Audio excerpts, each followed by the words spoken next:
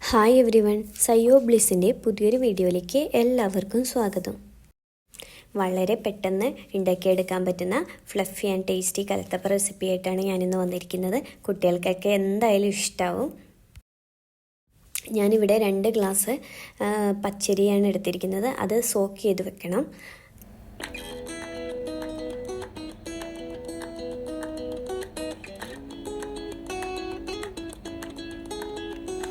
അപ്പം നമുക്ക് ഈ കലത്തപ്പം ഉണ്ടാക്കാൻ എന്തൊക്കെ ഇൻഗ്രീഡിയൻസാണ് വേണ്ടതെന്ന് നോക്കിയാലോ. ആദ്യം തന്നെ ഞാൻ ഈ സോക്ക് ചെയ്ത് വെച്ചിരിക്കുന്ന പച്ചരി മിക്സിയുടെ ജാറിലേക്ക് ഇട്ട് കൊടുത്തു. അതിനുശേഷം തേങ്ങ, പിന്നെ ഞാൻ ഒട്ടും തന്നെ വെള്ളം ഒഴിച്ചു കൊടുക്കുന്നില്ല, പാലാണ് വെള്ളത്തിന് പകരം ഒഴിച്ചു കൊടുക്കുന്നത്. കുറച്ചും കൂടി ടേസ്റ്റ് കിട്ടാൻ വേണ്ടിയിട്ടും പിന്നെ കുട്ടികൾക്ക് കൊടുക്കുന്നതായതുകൊണ്ട് കുറച്ച് ഹെൽത്തി ആയിട്ട് ഇരിക്കട്ടെ എന്ന് കരുതിയിട്ടാണ് ഞാൻ വെള്ളത്തിന് പകരം പാല് ചേർത്ത് കൊടുക്കുന്നത്. അതേപോലെ ചിരക്കി വെച്ചിരിക്കുന്ന ശർക്കര, അത് നമുക്ക് വേണമെങ്കിൽ ശർക്കര പാനിയായിട്ട് ഒഴിക്കാം. ഇത് നല്ല കല്ലൊന്നും ഇല്ലാത്ത ശർക്കര ആയതുകൊണ്ടാണ് ഞാൻ ഇങ്ങനെ തന്നെ ചേർത്ത് കൊടുത്തിരിക്കുന്നത്. അപ്പോൾ കല്ലും ഇതൊക്കെ ഉള്ളതാണെങ്കിൽ നിങ്ങൾ ശർക്കര പാനിയായിട്ട് അരിച്ച് ചേർക്കുന്നതായിരിക്കും നല്ലത്. പിന്നെ ഞാൻ ഏലക്കായ ഇട്ട് കൊടുത്തു. അതുപോലെ ആവശ്യത്തിന് ഉപ്പ്, പിന്നെ ഈ കലത്തപ്പം നന്നായിട്ട് സോഫ്റ്റ് ആയിട്ടിരിക്കാൻ കുറച്ച് ചോറും ചേർത്ത് കൊടുത്തു. എന്നിട്ട് നന്നായിട്ട് അരച്ചെടുക്കണം.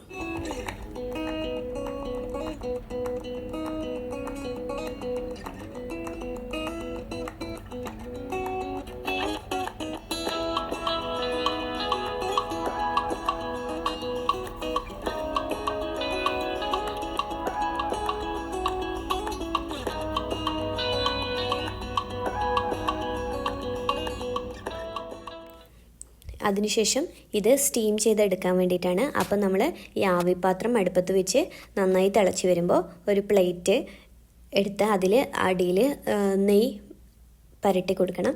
എന്നിട്ട് അതിലേക്ക് ഈ കൂട്ട് നമുക്ക് എത്രത്തോളം കട്ടിയിൽ വേണോ അതിനനുസരിച്ച് ഈ കൂട്ട് ഒഴിച്ചു കൊടുക്കുക. എന്നിട്ട് നന്നായിട്ട് വേവുന്നവരെ അടച്ചു വയ്ക്കുക.